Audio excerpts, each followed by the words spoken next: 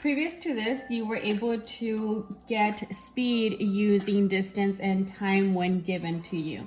Today, you're gonna be finding time. We're actually going to calculate time when they give you distance and speed, okay?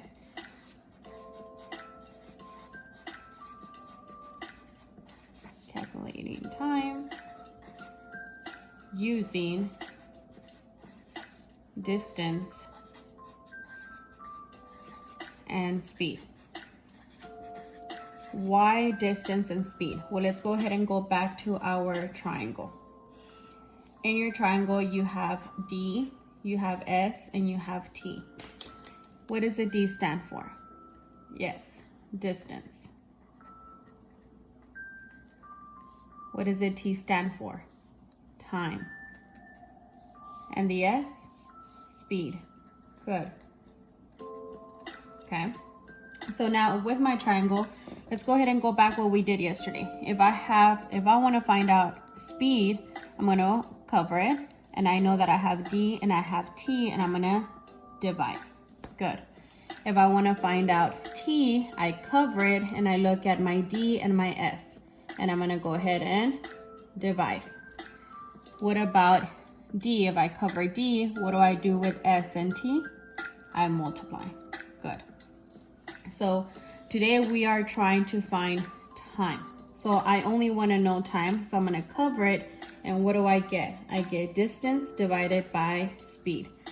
So time equals distance divided by speed. What about if I write it like this? T equals distance divided by speed. Is it still the same? Yes, it is. What about if I write it like this? T equals D over S.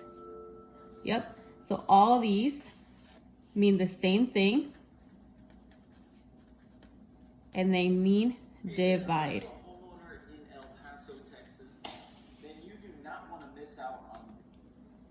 They mean divide. Okay. Now let's go ahead and work an example. I have my formula. T equals distance divided by speed. I'm going to go ahead and give you an example, and we're going to have distance of 100 miles. And my speed is going to be 5 miles per hour. Do you guys remember that your answers yesterday were ending like this? Speed, and then the number, and then your units? Yes. So let's go ahead and use our formula. What is the first thing that I'm going to do? Right. I'm going to go ahead and plug in my formula. I'm going to put in my formula first. So T equals distance divided by speed. What is the second thing that I'm going to do? I'm going to go ahead and plug in my numbers with my units. So T equals to my distance, 100 miles, divided by 5 miles per hour. What is my third step? I'm going to go ahead and show my work. So I'm going to go ahead and divide. I have 100 divided by 5. Does 5 go into 1? No. Does 5 go into 10? Yes. 2 times. 2 times 5 is 10. And 10 minus 10 is 0. What do I do next? I bring down my 0. 5 goes into 0? Nope. 0 times 5 is 0. 0 minus 0, cancel out. What is the last thing that I need to make sure that I have? It is my fourth step. And my fourth step is putting in my answer. I'm using time. So time equals to 20. But what are my units? If I'm talking about time, it's going to be what? Hours. So don't forget, I need my formula.